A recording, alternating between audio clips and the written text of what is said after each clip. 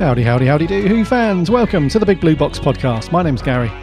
My name's Adam. And welcome to episode 278. Yes, indeed.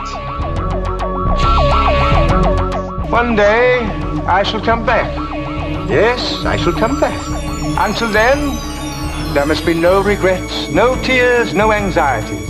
Just go forward in all your beliefs and prove to me that I am not mistaken in mine.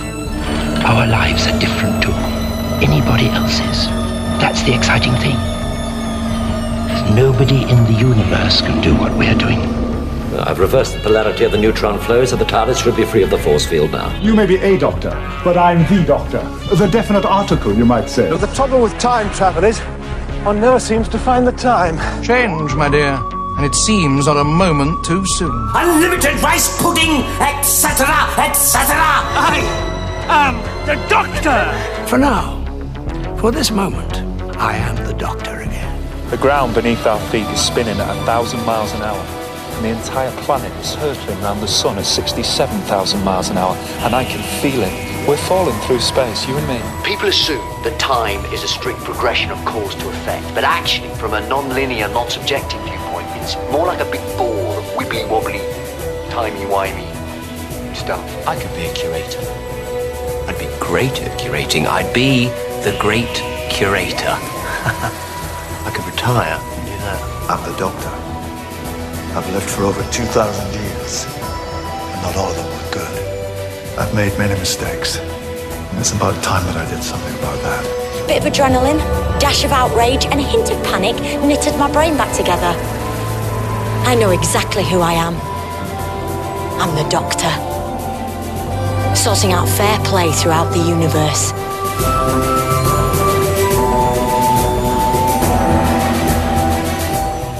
Howdy, howdy do, Who fans? Welcome back to the Big Blue Box podcast, episode 278. Hope you're all well, keeping safe. You've had a cracking week. And hope you all managed to do something Doctor Who related. Yeah. Indeedy. Bit rainy today, bud, in the UK. Oh, bit of a change. A little bit gloomy, isn't it? A little bit gloomy out there. I'm loving it, mate.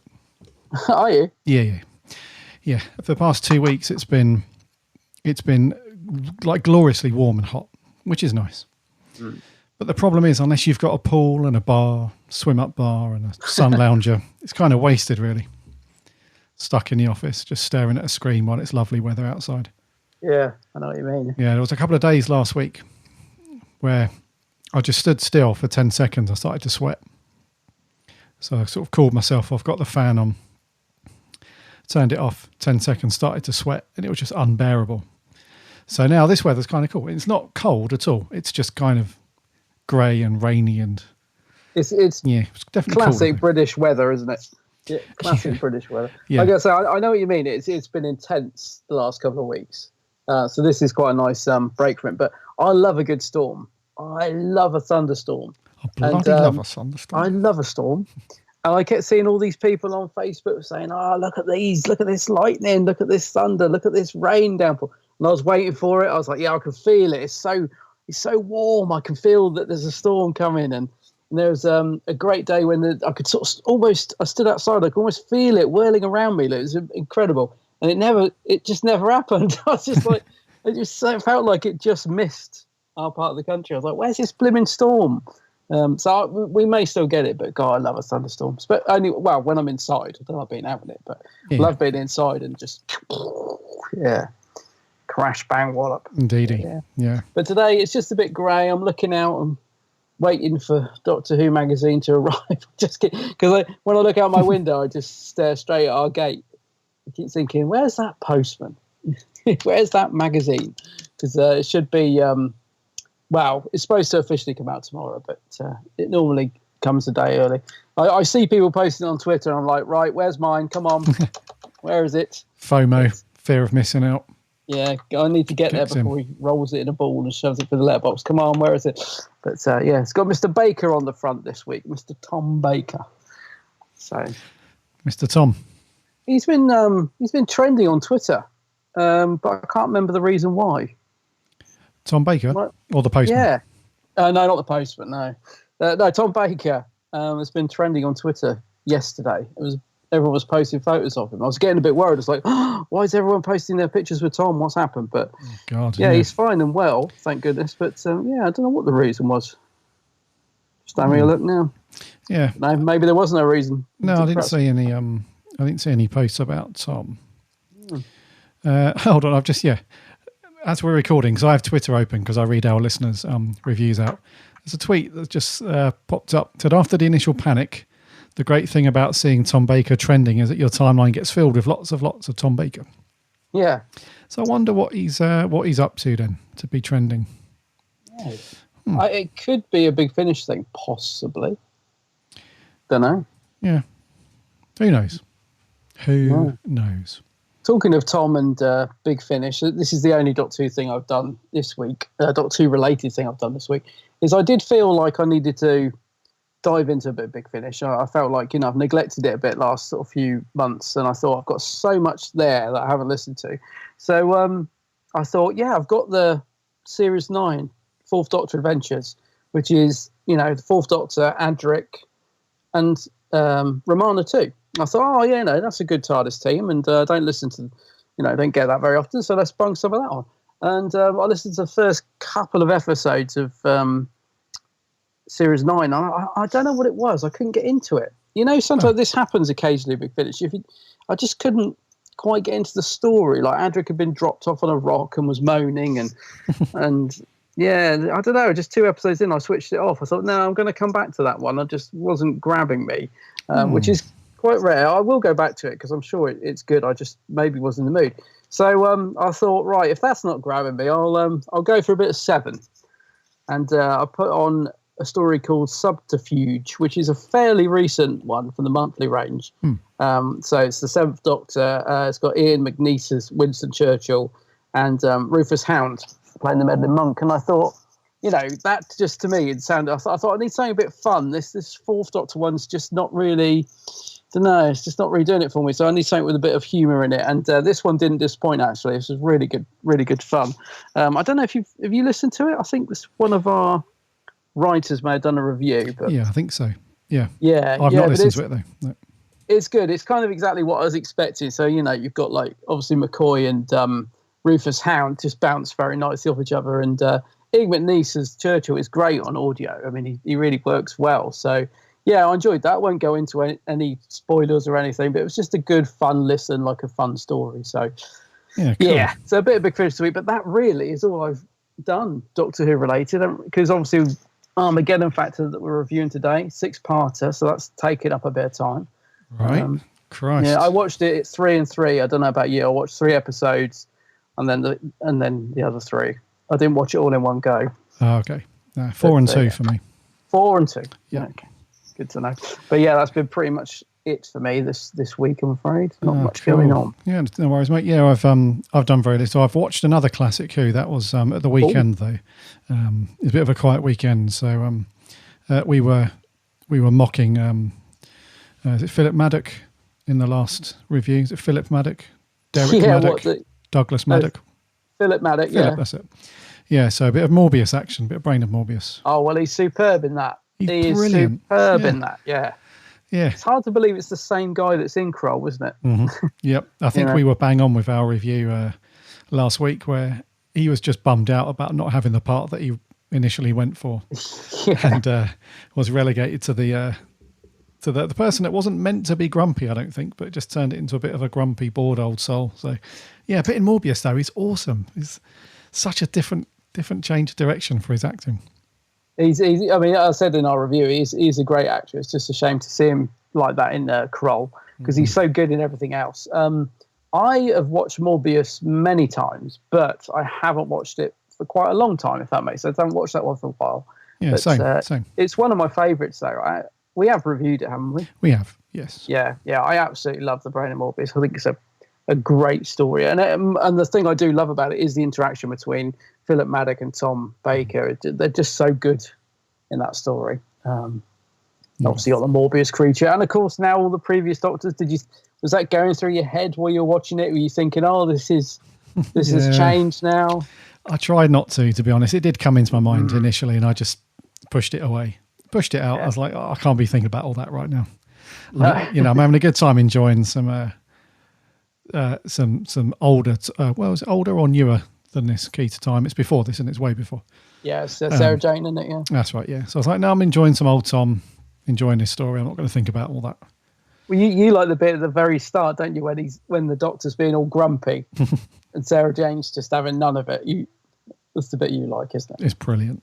Yeah, it's like a stroppy little teenager, and she's just cracking on, and then he kind of catches himself on after a little while and realizes that there's stuff to do. And, but up until that point, he's very funny. He's just a grumpy little sod. I feel like watching it, actually. It has been a while. I might stick it on later, give it another watch. Yes, well, it was between that and Robot, and I thought, well, ooh, I don't know. That's another good one. Yeah. I'll tell you what makes that bloody BritBox app. It grabs you. I went on to Tom, and it just lists out all these cool stories and thumbnails, and it was like, oh, that one. Oh no. Oh yeah, what about this one? Oh, I don't know. Hold on, there's this one. So it's cool. So I finished watching Morbius, and that was it. And then on to that was at the weekend, and then a couple of days ago and last night finished up the Armageddon Factor, ready for the big review, the wind down, the conclusion.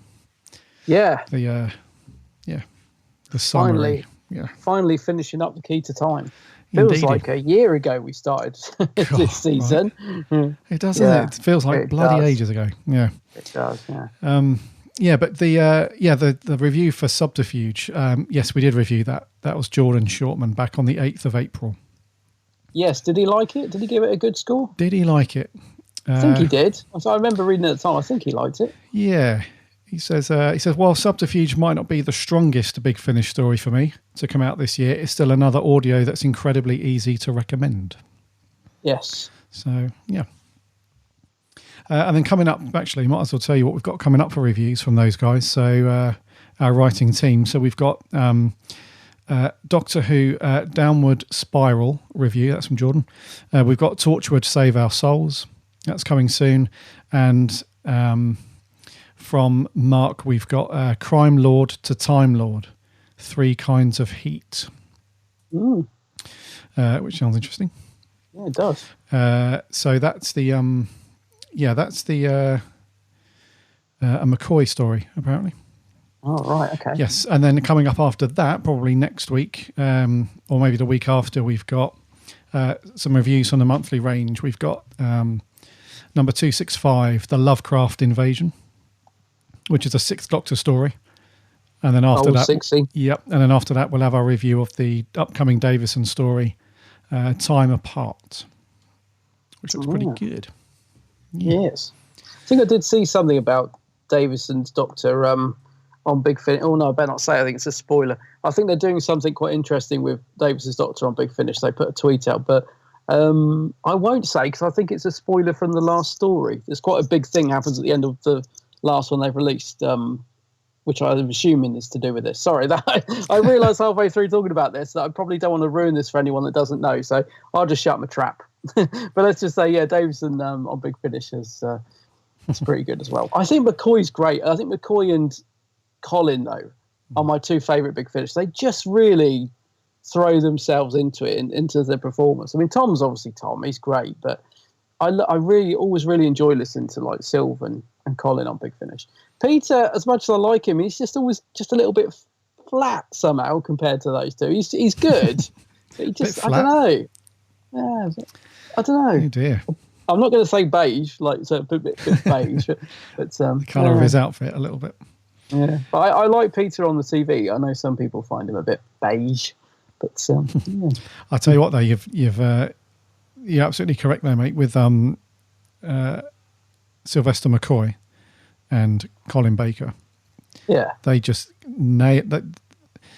Well, pretty much most of the stories that I've listened to from those guys on Big Finish, they really are going for it. Even like the really early stuff, it's really going for it. Yeah, I just listened to McCoy the other day on this one, Subterfuge. You can just hear it in his voice. He's just loving it. You know, he gets some really nice dialogue and he just works it brilliantly on audio. Yeah, and obviously he's got the rolling R's and all the stuff he does, and it's just he's just great. Regeneration. He probably goes for it, doesn't he? Yeah. Oh, he does. Yeah. Ah, Big Finish. And of course, he was in the Hobbit films. Of course, let's not forget. Of course, Radagast the Brown, cracking character. One of the best things about the Hobbit films, really. And I say that with love. I don't say that. I don't say that while throwing shade. He really was good, but they are good. But yeah, he was good. Right, so that's what we've been up to for the past week. And before we crack on with the news, we've only got one bit of news, no merch this week. Before we get on to our review of the Armageddon Factor, before we get on to all that, head over to our website, bigblueboxpodcast.co.uk. You can listen to all of our shows on there. And like I said, you can you can read all of the reviews and articles that our team put out there. Jordan, Maria and Mark, those guys killing it as usual with their articles and reviews. Go and check that out. Remember to subscribe to our show as well on whatever podcast app you listen to your podcasts on. Just do a search for the Big Blue Box Podcast, or there's links on the website. And if you have a minute to leave a review and a rating, that would be awesome because that helps us out loads. We had a couple recently, so thank you very much to those of you that have left reviews recently. We have a free Discord server as well. The link to that is on the website. Come and hang out and chat Doctor Who over there. And remember to check out my co-host's channel over on YouTube, The Geek's Handbag. Yes, I've finally got to grips with some new editing software, so I have started making new content, which will probably be so out of date by the time I actually get to the end of watching the tutorial on this editing software. But yeah, I've started making new vids again, but there's plenty on there. Go and have a look at all the old stuff. There's loads to watch on my channel. Indeedy. Yeah, go take a look. And Adam is on the socials too, under the same name, The Geek's Handbag. Go and give him a like and a follow. And we chat Doctor Who throughout the week, so come and get involved over there too. Right, shall we land it and do some news? All right.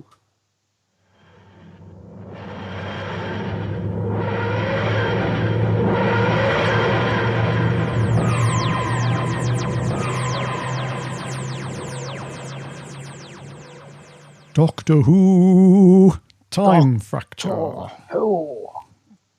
Time Fracture, my old buddy, is that thing that we spoke about many, many weeks ago. Those of you that don't remember, you probably don't, because on the look on Adam's face, he doesn't remember either. I knew it rang a bell, but yeah. Weeks and weeks ago, we told you that as part of the Time Lord Victorious storyline, they were going to implement multimedia stuff that's going to be books, audio, comics, and all that stuff. And one of those things was going to be the immersive show. And if you remember weeks ago, we said that if you want to be able to book tickets early, you can purchase Gallifreyan coins so that you didn't have to wait in line when the general ticket goes on sale. So that event is now upon us. Well, the booking for it anyway. So, it's called Immersive. It's called Time Fracture, and it's by the company Immersive Everywhere. And yesterday they released some details about that, which is a new immersive theatrical event from the people that brought you The Great Gatsby, which is the UK's longest running immersive show, apparently. Yeah. So officially licensed by BBC, obviously. It will take place at Immersive Eye London, which is a former military drill hall dating back to 1890. And it will run from the 17th of February next year. And tickets will be available up to the 11th of April next year. And as I mentioned, if you got your Gallifreyan coins weeks ago, then that is now up for priority booking now. That went on sale. So that goes on sale tomorrow. But the time you listen to this, that would have been yesterday. And we'll put a link in the show notes to do that. And there's some blurb that comes with this. So it's 1940. It's the height of the Blitz. A weapon of unknown origin destroys a small corner of Mayfair and simultaneously opens up a rift in space and time. For decades, UNIT has fought to protect the people of Earth from the dangers it poses, but they've been beaten back as the fracture multiplies out of control. Earth as we know it is at stake. Now it's the time for you to step up and be the hero. Travelling to impossible places, confronting menacing monsters and ancient aliens along the way. It's a journey across space and time to save our race and our beautiful planet. Ooh. So it says, featuring the original story arc, you'll be invited to be immersed in the world of Doctor Who. Placed at the heart of the story, audiences will meet Daleks, Cybermen, Time Lords, and many other strange and mysterious characters. They travel across space and time. Blah, blah, blah. Time Fracture will allow guests to meet a character from Time Lord Victorious. Oh, okay, so that's the link. So one of the characters in the immersive show will be part of the wider Time Lord Victorious arc, which we spoke about. So I don't think the whole story is going to be based around that stuff, but they are going to link it in some way with one of these characters. Let's have a look. Doctor Who Time Fracture will take place whilst adhering to social distancing guidelines announced by the UK government this month. It will also be operating a no questions asked exchange policy where customers are no longer to attend and they can exchange their ticket, blah, blah, blah. General sale. So if you didn't get your coins, you can just go on general sale. That opens up 9 a.m. Thursday, so tomorrow, so yesterday for you guys listening. And tickets are just shy of 50 squids. Wow. Or 57 quid plus a booking fee. So it better be bloody worth it. It better be good for that price. Yeah.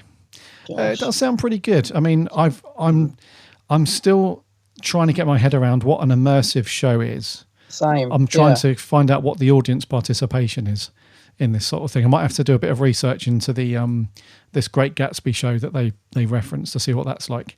But you know, a Doctor Who themed show could be kind of cool, I suppose. It does sound good. I'm like you. I'm not really very familiar with this immersive event type stuff. I'm sure there are people out there that have done them and know, but I'm the same as you. I don't really get like what part you play in it, but it does sound interesting. I like the poster that they've done for it with someone heading towards a TARDIS. It's got like looks like the crack from Series 5 down the middle of it, and the person walking towards TARDIS has got a Fourth Doctor scarf on, which is nice. Units, you say? I thought they'd been disbanded done away with. So nice to see them back, even if it's just for an immersive game. Yes. It sounds interesting. I'm just a bit like you. I'm a little bit lost of exactly what it is, but for £57, I'd expect something pretty good. Yeah, at least a drink or a lollipop or a T-shirt. Something. Where's my Doctor Who T-shirt? Well, we haven't got that your size. I'll bugger off. And probably get like a key ring or something. Yeah, I'm going home. I'm going home now. When you get to the end of it, here's your commemorative key ring and coin. Yeah. Now get out. Because in my head about here's your key ring. Now beep off. In my head, I've got two things, and I can't seem to get rid of them. On one hand, it's just a bit like Butlins, you know, when you used to get called up on stage and used to pretend to be hypnotized and do all that rubbish, or is it like who's the magician guy that does all those crazy mind tricks? Is it Daniel? What's his name? He does all like the crazy mind trick. Darren Brown. Yeah. Is it that kind of thing where it's like just complete audience stuff, you know? So I don't know. Or are you watching like the equivalent as if you go to watch a West End show, but like the odd audience member just gets hoiked up on stage and you get to point a laser at a Dalek and that's your lot, go on, bugger off. So I really don't know. It'd be interesting to find out. Yeah. I was wondering if it's like a sort of like the escape room type thing where you go into different rooms and interact with it or something. I've really no idea. Yes. Okay, so we'll put a link to the show notes for this stuff, and if any of you guys have got tickets or you've booked, let us know and just tell us what you think this is going to be like. And then lastly, if you go to the official Doctor Who YouTube channel, they've put like a kind of intro-y kind of video where there's one of the key characters from the unit side of things. He's kind of talking, he's doing like a report on the rift that's behind him. And there's another unit scientist there and they have a little bit of bants and then the rift kind of explodes towards the end and it looks kind of cool. So we'll link to that as well, but go and check that out. It might sway you to go and bag a ticket, maybe. Yes. Right, that's the only bit of news we've got. We have no merch this week, as we've said. So, review time it is, dude. What do we got? Yeah, so the final story in the Key to Time season, this one, the Armageddon Factor. Area 6 obliterated. Section 7, heavy damage. District 10, no contact. Level 14 holding. Area 2, no contact. Radiation levels indicate nuclear warfare in progress on planet surface. What? You, Doctor, had been foretold. Your coming had been foretold. You are the one who will lead us to victory. I don't think I'm going to like this place very much. Let's locate the 6th segment and get out of here.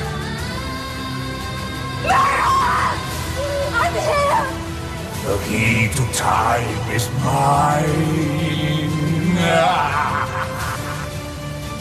You are in the belly of the shadow.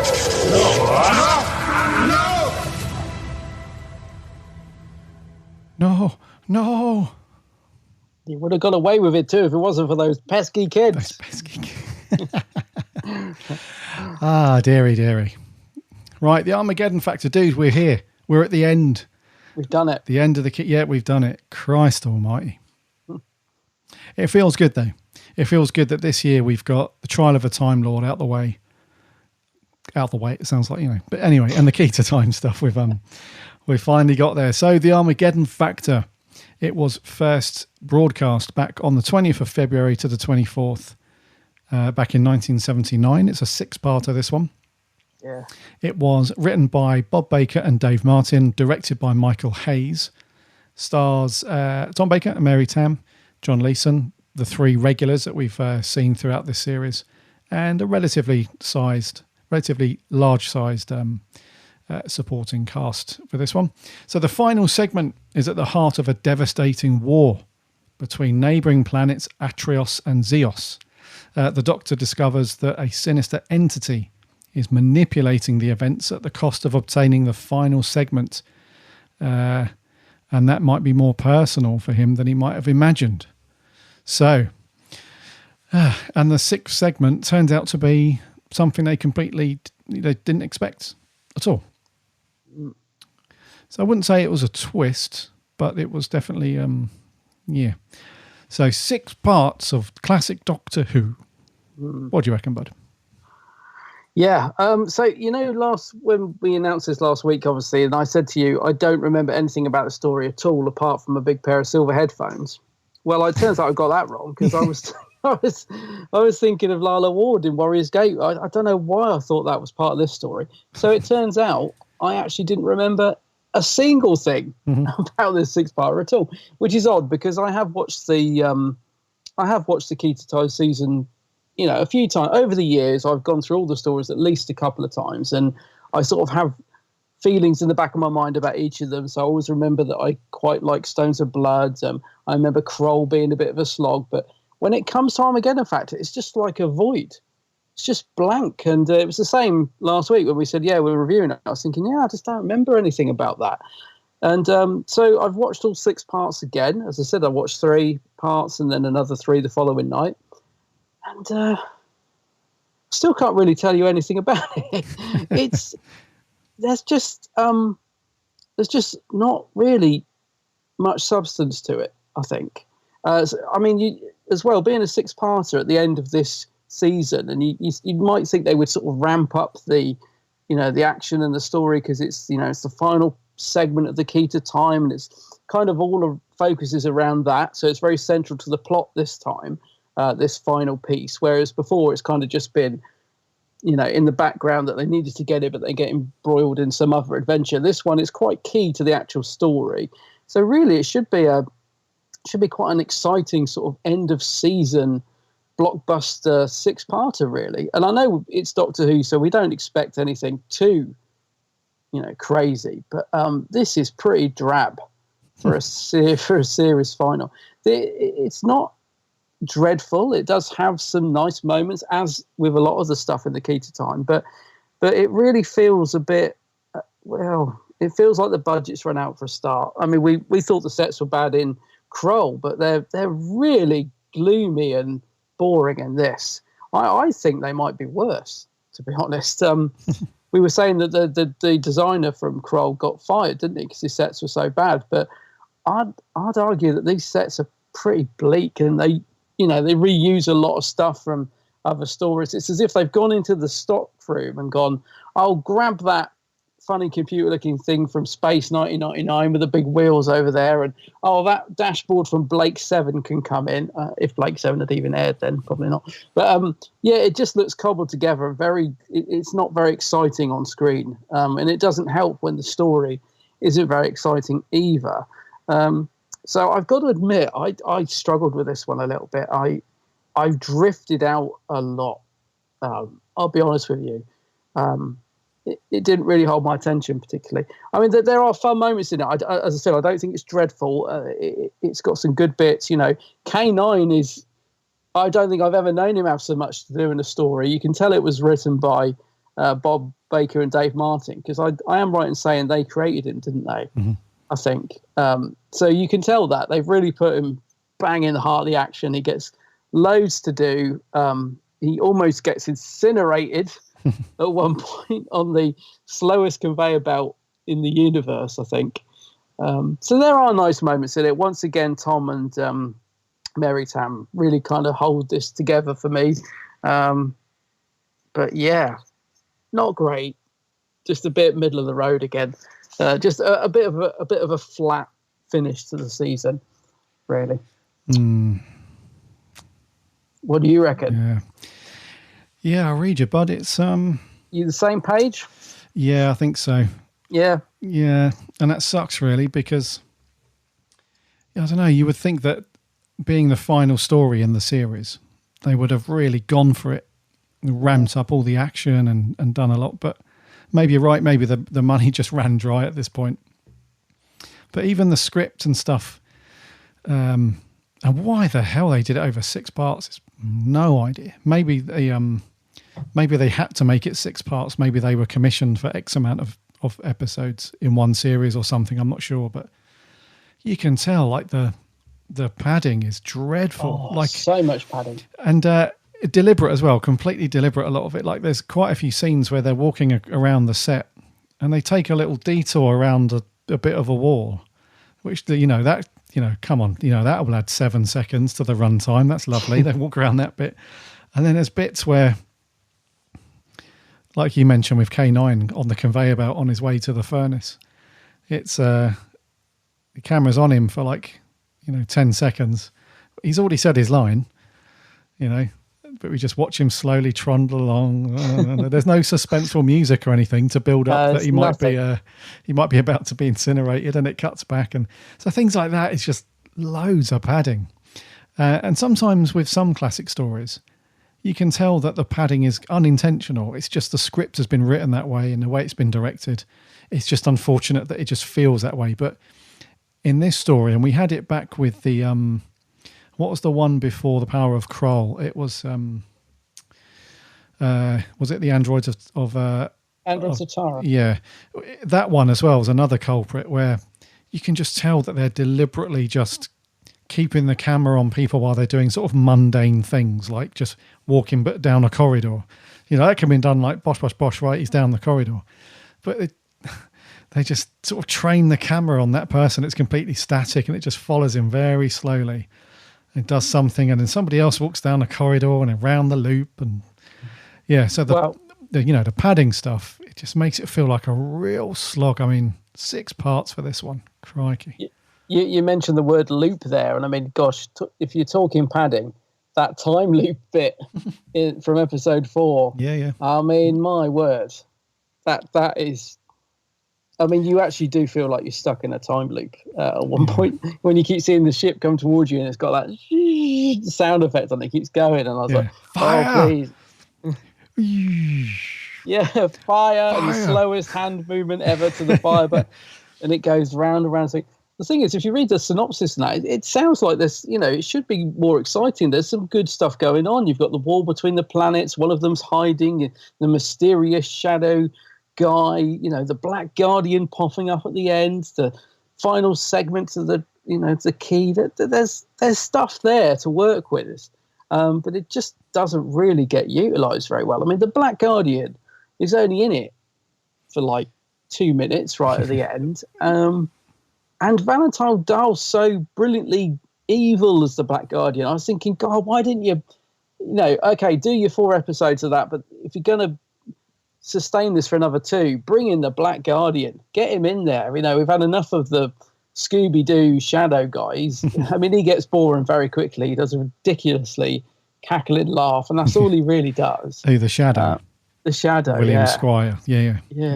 So, get push into one side. Let's get the Black Guardian involved in the storyline, because it's just a waste of Valentine Dahl. He's brilliant as the Black Guardian, but he's hardly in it. Mm-hmm. I know we get to see him later in what's the Davison story? Mordred Undead and all that. So we do get to see him a bit more later, but totally wasted. And I think it would have really helped to, carried the interest across the 6 parts, really, if he'd come into it a bit sooner, or they did something with him, I think, because I love that. I actually really like the last 5 minutes or so with the Doctor, where they're in the TARDIS and the Doctor's all like, I have the key to time. What if I decided he's being stupid, but you think he's gone crazy for a minute with power, don't you? But he's actually just saying, well, of course I haven't, but what if I did? And that's all really good fun. And then you've got him messing around with the Black Guardian saying, oh, shall I give it to you now? And all that comedic stuff. Great. Last 5 minutes is brilliant. But yeah, where was all that earlier on? Yeah, no, I completely agree, mate. It would have been great to have the Guardian in it for longer. Yeah, at least throughout the final, like as a cliffhanger to episode 5, would have been great for him to pop up. Yeah, as in like the story to the viewer is like, there's something not quite right. We thought that he was the good guy, the White Guardian, but now this is a little bit dodgy. But from a character point of view, from the Doctor and stuff, they just think he's the White Guardian. And so the final episode could have been about that realization that actually he's not the White Guardian and he's after the key to time for his own ends and stuff like that. So, yeah, I think you nailed it, mate. It's just a complete waste. He's in it for literally, I think it's 2 minutes, like 2 and a bit minutes. Yep. Yeah. No. It would have been a good game changer, that, wouldn't it? I agree with you. It would have been a really good game changer because they do bring in this character of Drax in episode 5, don't they? So you get this new character in episodes 5 and 6, which sort of adds something to it, but it does seem a bit out of nowhere, and it doesn't feel very natural at all. It's just I don't know. Whereas if you'd have had the Black Guardian in it, that would have totally fitted with the story. If he'd have sort of come in and said, right, the Shadow's done his work and now I'm taking over, or like you said, he pretended to be the White Guardian, but it's suddenly revealed, no, I'm the Black Guardian. It would have been, it would have been quite good, I think. But because I'm sat here now and I honestly can't think of like what happened over those 6 episodes, really. I'm really struggling to think. So I sat and watched 6 episodes or 2, but what happened in those 6 episodes? The princess got captured. She's the 6th segment. What else happened? K9 nearly got burnt. Yeah. I'm not even being facetious. I'm really struggling to think what happened in this story. Time loop. We got this funny computer in the middle of the floor that's supposed to be all powerful and blows up. Well, that's it. I think the crux of the story is meant to be about the war between Atrios and Zeos. Yeah. But we know that that I think it's Zeos where the Shadow dude has been kind of manipulating it from somewhere, and that I think that's how the story's set up anyway. And the Doctor kind of gets involved in that because the Marshal, he's like, well, if you build me this force field, then sure, yeah, I'll help you find the princess and all that stuff. But then it slowly just descends into, when you get, definitely as you get into part 4, it just descends into a bit of a wander around, if that makes sense. There's not any big threat. I never felt at any point that the Doctor and Romana were under any kind of big threat. Even the bits when they were caged in, the little electrocution pods, and they were getting electrocuted and stuff. Even that didn't really bother them too much because they were in there. They got electrocuted for about 3 seconds, and then they were like, "Right, let them out. Right, you don't do that again." And they're like, "Yeah." And then they run off and do something else. And so, yeah, there isn't any of that good old like the good old formulas that some people refer to Classic Who as a bit boring, but you've got the escape and capture formula that works quite well. They did it loads in Troughton's era, or the base under siege. There's none of those kind of classic formulas really. It's all just a bit like you, mate. Like you said, afterwards you just think, well, I kind of remember what happened for a few things, but overall, I can't really remember or kind of get my head around what story they were trying to tell. It was almost like, is this a story about the key to time, and about the Princess Astra and turning into the segment and all that jazz? Or is it about the war that's happening between the planets and this kind of delusional Marshall character who's just seemingly throwing all of his troops to the, to the slaughter just because he doesn't want to lose face, sort of thing? Or is it about the White Guardian? Like, it can't really be about him turning out to be the Black Guardian because, like we said, he's only in it right at the very end. Yeah. Or is it about this shadow character? You got all these kind of things going on, but it can't really make up its mind what bit it wants to focus on. Like, what's the main thread of the story? I'm not talking about the arc, the key to time, but just the Armageddon Factor. It's like, what's the main thread here over the 6 parts? And it's quite messy, isn't it? Yeah, it is I messy. know what you mean. Like, you got some good elements there, haven't you? But it just doesn't, like you said, it doesn't flow in a way that really keeps you interested. Like the Marshal you mentioned, he's quite interesting to begin with because you think he's sort of hypnotized or something. He's got this weird thing going on where he keeps facing the wall and he's kind of zones out and you're thinking, what's up with him then? So there's something mysterious there, but that kind of gets thrown away pretty quickly. There's this weird skull behind a door, isn't there, which he's sort of talking to. Yeah, I think that was the communication device from the shadow character. That's what I took from that. Well, I've got to be honest, that's one of the bits where I zoned out a bit because I suddenly thought, oh, there's a skull. What's this? I must have just drifted a bit because I wasn't entirely sure what was going on there. I probably should have gone back and rewatched it. But yeah, you're right. It's just a bit messy. Like, they've got some good ideas popping up. And obviously, you've got Lalla Ward coming in as Princess Astra. She's got quite a big part to play in this. And at first, I found it quite odd seeing her playing a different part. I was like, oh, it's Romana. This is weird. Like, Romana, you get the two on screen together. So you get her and Mary Tam thinking, oh, it's like 2 Romanas. But I don't know if you agree, but I actually thought Lalla Ward played Astra quite well. Like, I didn't feel like, I know she's playing this before she played Romana, so obviously she would change the character, but I thought the performance was very different. I felt like she was quite good in it. I like the bit where she's in the TARDIS and she can't stop staring at the key and she's just acting really strange. The Doctor's just like, what's going on with her? He can't work out what it is. And so I quite like Lalla Ward in it. I think that's one, because I'm trying to find it. I haven't got a lot of positive to say. And as you know, I always try and find, but good and bad in every story. But yeah, I liked Lalla Ward in it. It took me a couple of minutes really just to sort of get the fact that she's not Romana out of my head. It's like, no, she's not. That isn't even a thing at the minute. This is Princess Astra. Yeah. Yeah. I mean, it's no surprise. I don't know if you watched. You probably have, but the special features on this story. There's one all about Mary Tam. It's like a bit of an interview and some other clips and whatnot. I probably watched it at the time. I didn't watch it this time round. Well, she basically said it was while she was filming, this sort of last half of the Key to Time stuff that she decided, nah, this is not for me. Oh, really? Yeah. It was while she was doing this, she was like, yeah, I just kind of made my mind up now. This is Doctor Who's just not for me. And it's a shame, really, because I think if they had better stories and better scripts, she may have stayed on, because I think one of the things that has been cool throughout the Key to Time, and this one's no exception, is that although Tom hasn't, we haven't seen like the best of Tom, that this isn't his best performance across his era.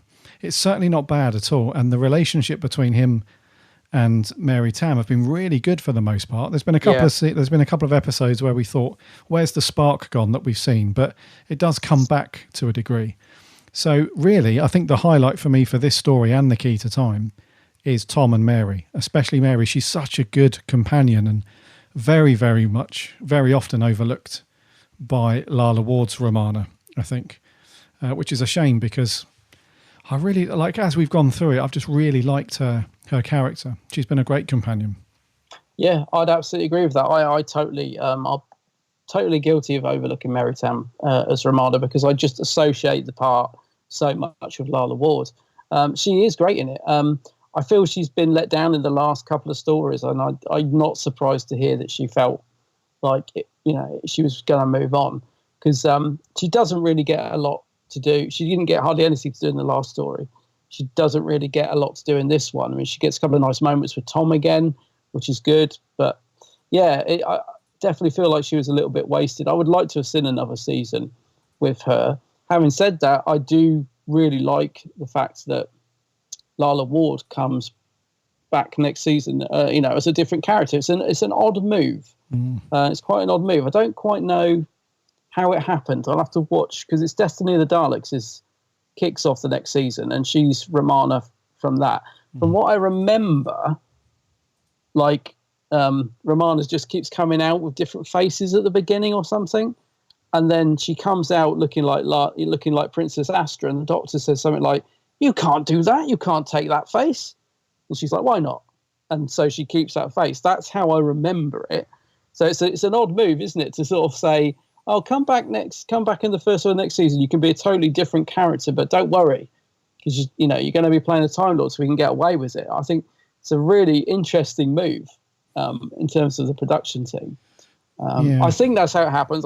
I need to watch Destiny of the Daleks to confirm that, but that's how I remember it in my mind, is that it comes back to what Moffat did with Peter Capaldi's Doctor, doesn't it?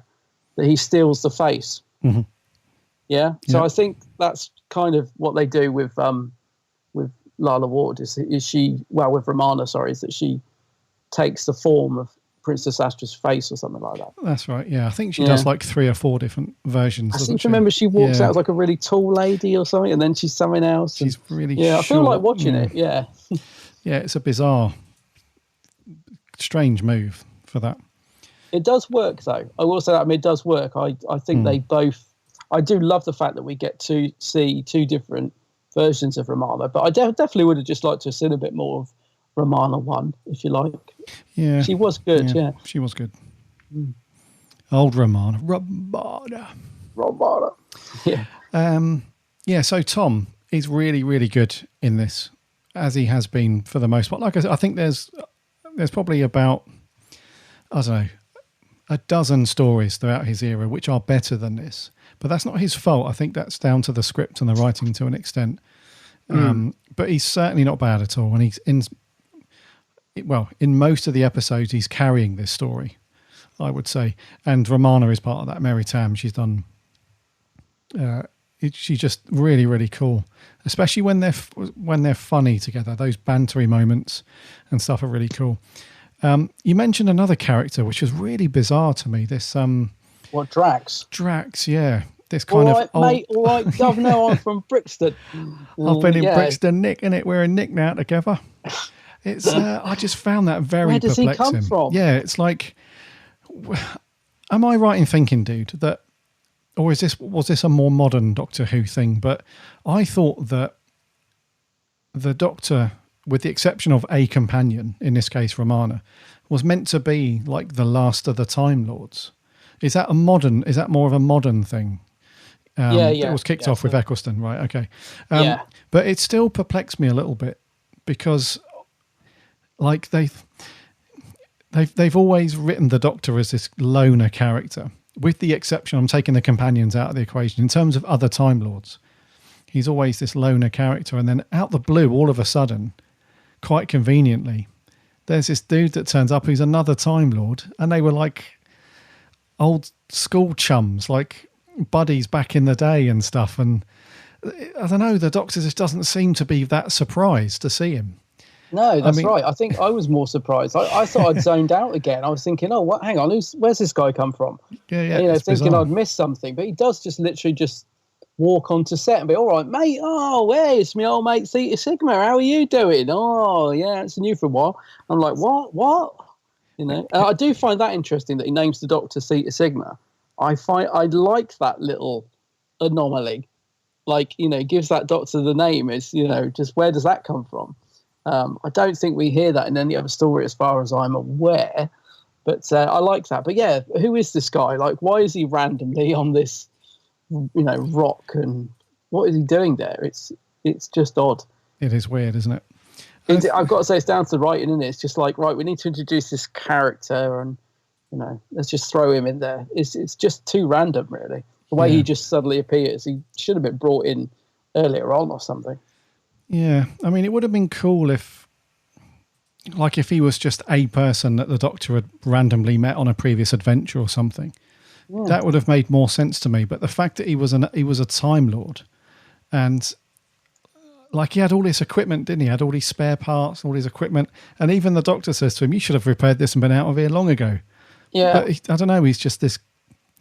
Yeah, and they kind of tried to make him a bit more human-like as well, didn't they? By saying that because he had turned up on Earth and got thrown in Brixton prison, that's why he's got that kind of London Cockney accent. And it's just the whole thing was just bizarre. It was. It could have been more bizarre though, because I remember the actor, what's his name, Barry Jackson. Barry Jackson, yeah. He says in the little making of on the DVD that he read in the script he was going to have this big red hair, and he thought, "Oh God, I can't wait! That's going to be fun. I'm going to get a big red wig to wear. That's going to be brilliant." And he said he was sat there, getting made up, and right, where's the wig then? Waiting for the wig to come on, and apparently, I think it was Bob Baker or whatever, just said, "Oh no, we're not bothering with that." And he was like, "Oh," and so he was a bit disappointed, I think, but that would have made it even more bizarre, wouldn't it, if he'd come out looking like Bonnie Langford with a big just I don't know. It's strange, but I feel he's a bit wasted as well, because if you're going to introduce a character like that, he's another Glitz type character, isn't he? A little bit shady, not really bad. Yeah, he's not a bad person, but he's a bit shady. And I think he's along the same line. So again, you could have get him involved in the story a bit more.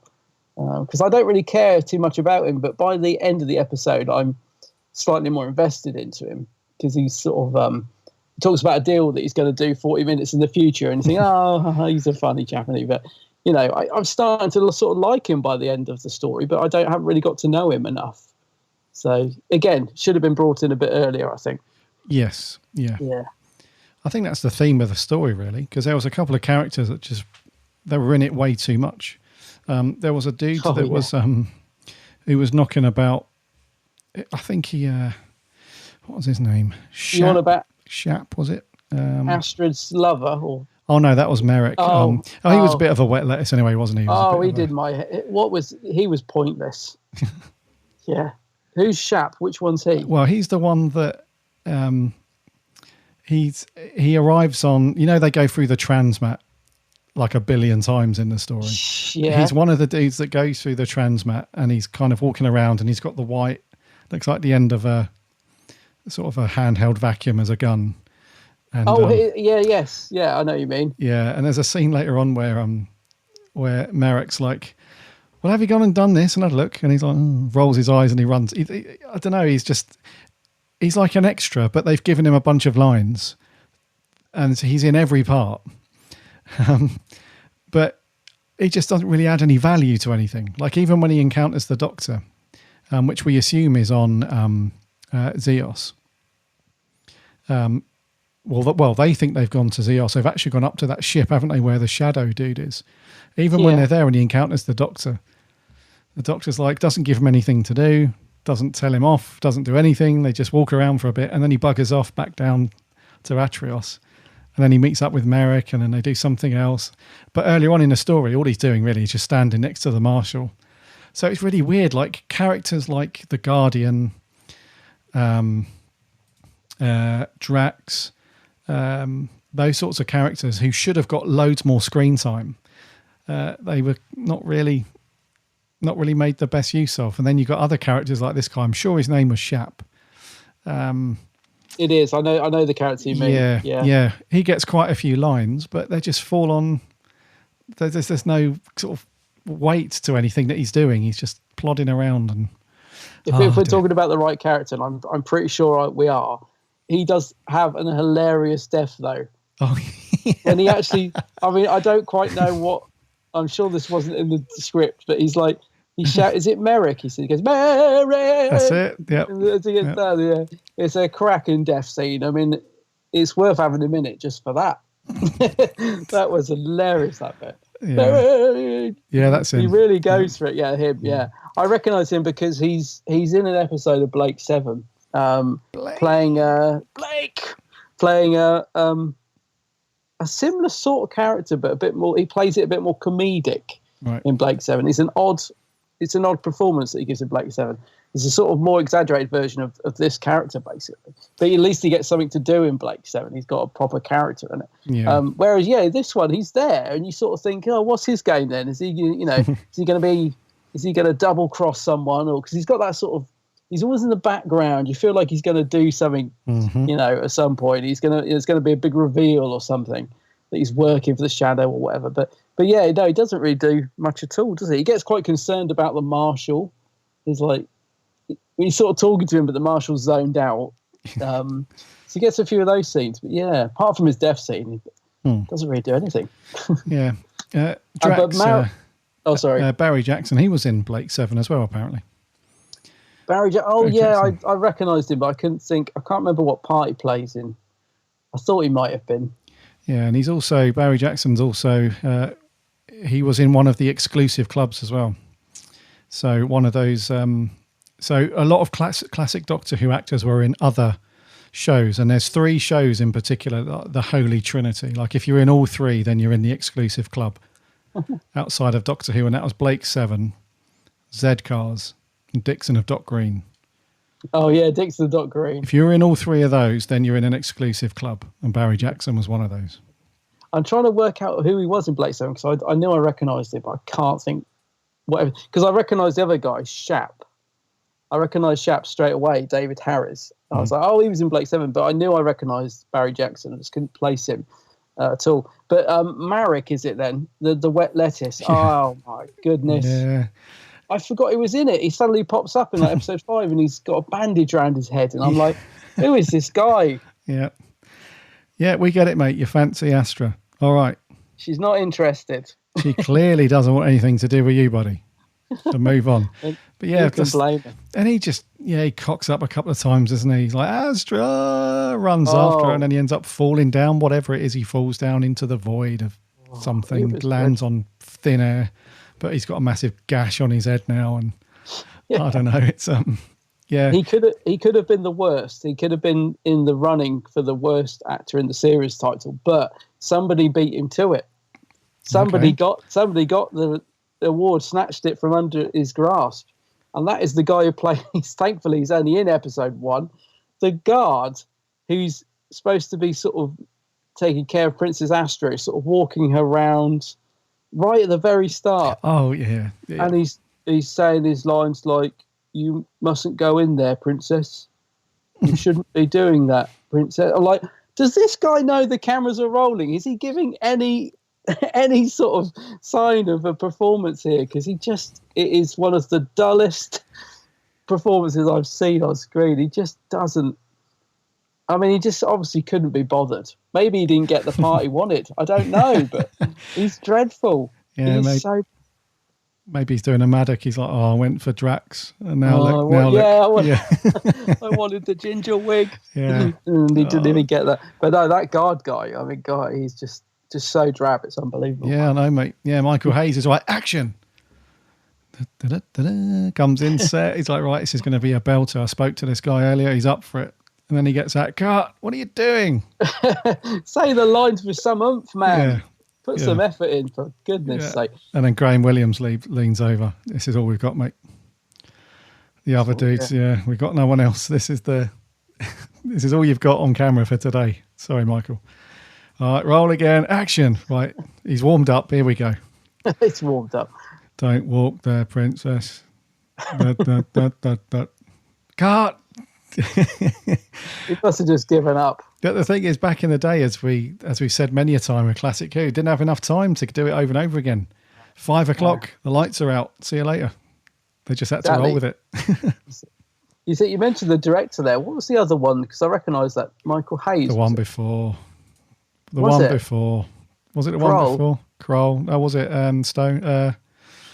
Which one? Oh, no, sorry. We said that he went on to do City of Death. Oh, City of Death, that's right. Yeah. Oh, he did do Androids of Tara. Oh, one before, yeah. So, that's it, yeah. Yeah, because we said, didn't we, that the Androids of Tara and this one are just surprising, not story, but in terms of direction and sort of on-screen sort of momentum and being non-static. It's just night and day difference between these two stories from Michael Hayes and The City of Death. So City of Death, even though it's not, it's not like a Michael Bay film, let's be honest, but, it's miles better than these two in terms of the look of it and just how it's cut together and, the energy and stuff. It's just got a little bit more spark to it, City of Death, surprisingly. Actually, that's what this episode is. That's what this story, is missing, isn't it? Is energy. I mean, Tom, bless him, is probably the only one really that's giving it something in terms of energy. The rest of the cast, they very much just going through the motions. I mean, that's why I like Valentine Dial, because he comes in and he's just giving it something. For even in the 2 minutes, he's like, oh, "Doctor, you were," at least he's going for it.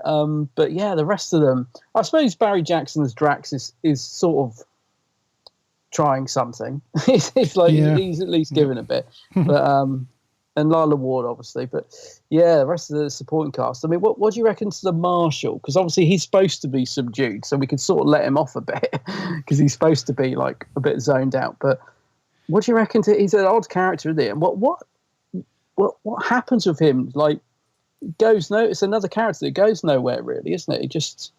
He's full of rage. He's starting the war, fire, but then. Again, what actually even happens to him at the end? Does he blow up, or I can't remember? He blows up in the ship, doesn't he? Yeah, doesn't the Doctor blow the ship up? And I think so. Romana says, "Oh, that was a bit harsh," or something. I don't know. Yeah.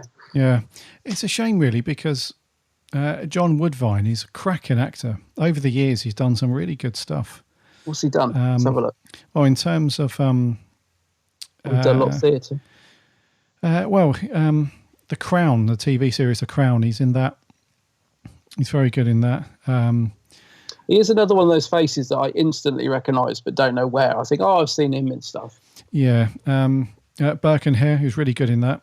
And then some other stuff that he's done over the years. Things like, where was it? Life After Life was really good. He was really good in that. Just trying to pick out a few things that I've seen. But like the list of things that he's done is huge.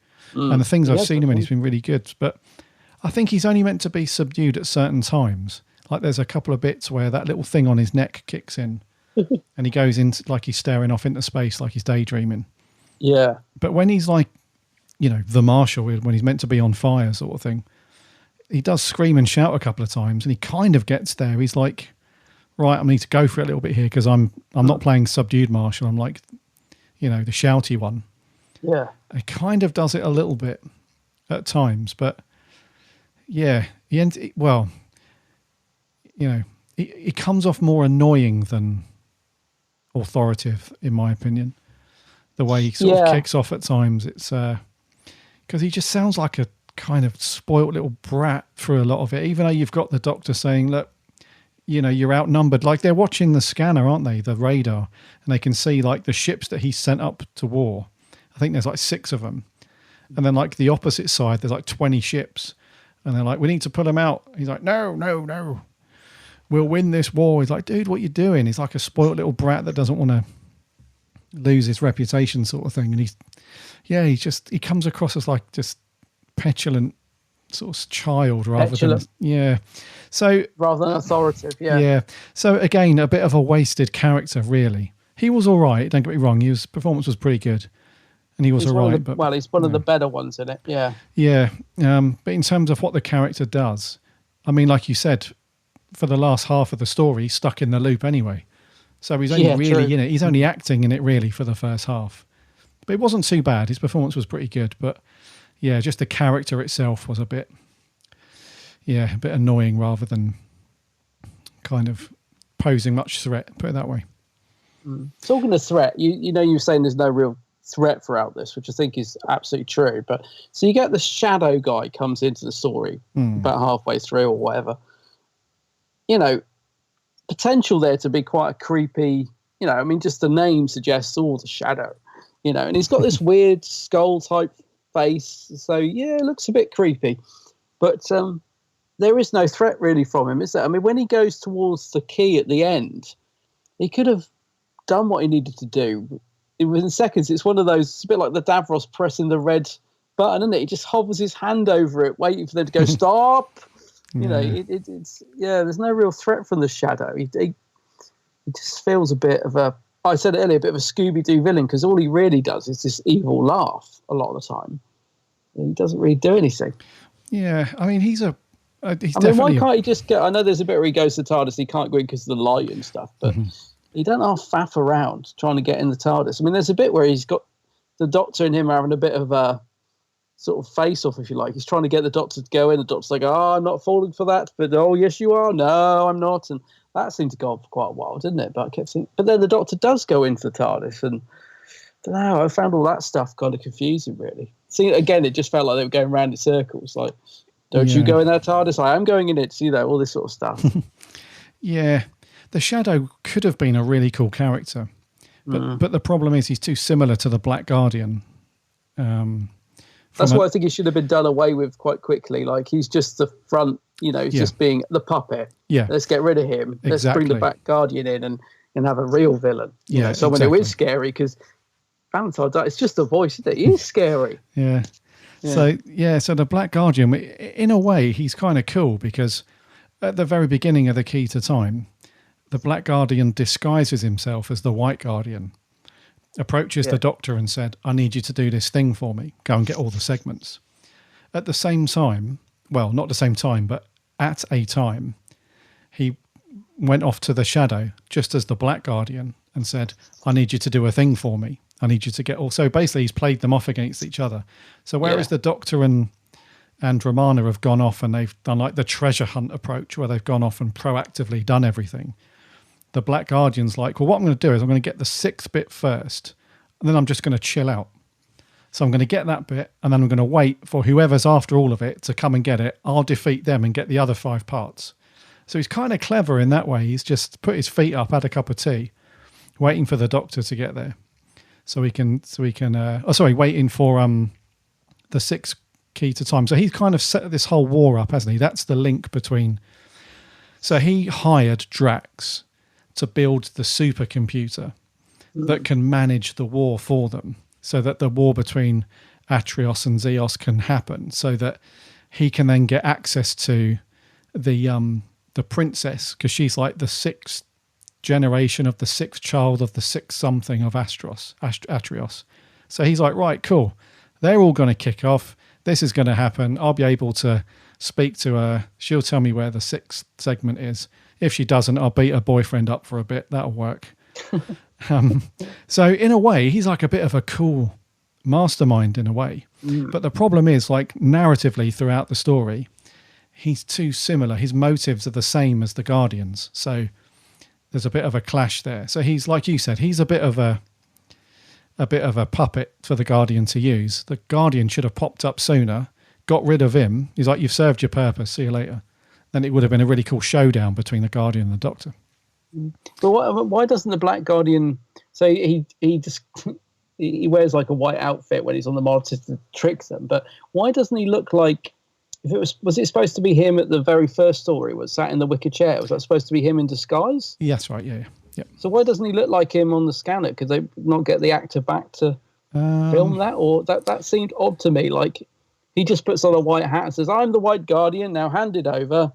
I'm thinking, but well, you don't look anything like you did when you were at episode 1, which I think is supposed to be him in disguise. I don't know. There's some line about I can look however I want or something, but that was a bit odd, I thought. It just cracks me up the way that they just turned the film to negative. He's like, "Oh, all right, then I am the Black Guardian now. You've guessed." Of course we guessed. You've got me. Yeah. They obviously just couldn't get that actor back. No, because the Guardian was played by a guy called Cyril Luckham back in the Rebos operation. Yeah. So he was, they've just got a different actor basically to play the Guardian in this. Right. But yeah, it's, I don't know. Yeah, so to answer your question, the Shadow is a good character, but I don't know, just kind of used in a strange way.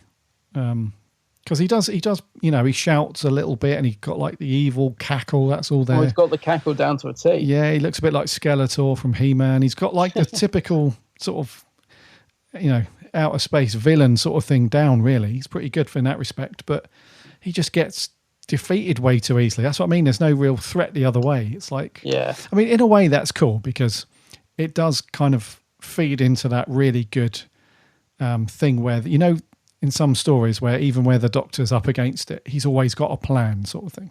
Yeah, it does kind of underneath. It does feed into that a little bit. You can see that Tom's kind of got it under control. He knows what's going down and stuff, but from the Shadow's perspective, he's just makes a lot of noise, but he's all bark and no bite. I think is the best thing to, the best description. What did you think of the Doctor and Drax getting shrunk down and having a little ride in K9? That was cool, actually. I like that. Yeah. At first, I wondered where they were. For some reason, I must have, I don't know, zoned out or something at that bit. I'm thinking, where are they then? And it was really cool when the side panel of K9 comes open and you see him in there. So, and to be honest with you, it wasn't done too badly for its time. No, it wasn't actually. No, they step out. I thought that wasn't done bad at all. Yeah, they're talking to K9. What did you think to him? He's had another belter of a story. It's probably one of his. It's a good story for K9. I mean, he's right in the thick of it. He even gets to turn evil, sort of. Sort of. Yeah. There's one bit though, which was bloody ridiculous, and I mentioned at the beginning about this padding. So K9 goes into the supercomputer. K9 walks up to it, and it's just this. Oh, I noticed that. So we have that for about a minute, literally a minute. And then the computer does this for about 30 seconds. And then K9. And this all goes on for about, I don't know, about 3 minutes. And what are we supposed to do as the viewer? There's no subtitles. I don't know what they're saying. And then right at the end, K9 just goes out. It's like, okay, bye. Everything's cool. And then you think, bloody hell, I know you wanted to pad this out a bit, but Jesus Christ. I did think of that sound effect as well. I thought, that's Gary's sound effect they're using. It sounded just like it, didn't it? Yeah. I was trying to find it. I don't know if it's an Easter egg or I couldn't find it, but there's that famous outtake of Tom Baker losing his, bleep at K9. And it's in that. I know it's in that set. I remember it. He's like, oh, you don't know effing anything. He's like swearing. But I couldn't find it on the DVD. Dude, that's actually he didn't actually lose his beep on that. Oh. Yeah. A lot of people think that, so there's quite in like the last third, I suppose, filming of this story, there's like a rumour that's turned into a myth, I suppose, that Tom Baker was really difficult and he was very angry and shouty on set and stuff like that. But since then it's come out that no, he wasn't really, because the director said, no, he was actually all right. I don't know where this has come from. And I think it all stemmed from that outtake where he's really straight faced and, what do you beeping know and all that lot. But then it's come out, that he was doing it as a joke, like when the camera's cut, everyone was cracking up. And I wish I could find it though. I'm sure it must be on the DVD somewhere. It's definitely on one of the DVDs. I remember watching it. It is, yeah, it's on there somewhere. I couldn't find it, but yeah. But yeah, I know what you mean. Another great example of some computer padding. Yeah. That just goes on and on. I noticed the TARDIS prop is looking the worse for wear. I mean, that's another thing that's only just made it through to the end of the season. I mean, the windows are smashed, the roof is all lopsided. They've lost the lamp and they've had to replace it with a stolen police car, siren. It's just, what is going on? Yeah, poor old TARDIS. There's quite a few stories over the classic era, isn't there, where it materialises on screen and you think, oh, show it some love. It's a lick of paint, well, if anything, it just needs a clean more than anything. Because do you know, I remember seeing someone post. I forget who it was. It might have been Janet Fielding or somebody like that. Posted a picture of the inside of the prop on Twitter or something, and it just, you could almost smell the picture. It looked absolutely vile. It was just all like, it just looked horrible. Yeah, I'm not sure. Like damp and dirt. Yeah, I can imagine. I'm not sure why the prop guys didn't sort of maintain it a bit better, because in some stories, when they open the doors of the TARDIS, and then they close them, the whole thing like wobbles around a little bit. Falls apart. Yeah. Like the other week, I thought, my cutlery drawer's sticking. So I got the screwdriver out and tightened it up, job done. Why couldn't they just, get the screwdrivers out and just tighten up the screws a little bit? Because you can see that over time where it's been transported everywhere and the doors have been opened like 100 times, that it's just kind of loosened up a little bit. Just get in there, tighten the screws up. It doesn't take much, really. It does. It generally does amaze me as well, because it's such a central thing to the show. It's such an important part of the show. And quite often you can see that they've sort of cobbled, because obviously there was a couple of different props made over the years. In fact, this one, I believe, is still fairly new in terms of being in the show. I think this is one of the newer TARDIS props.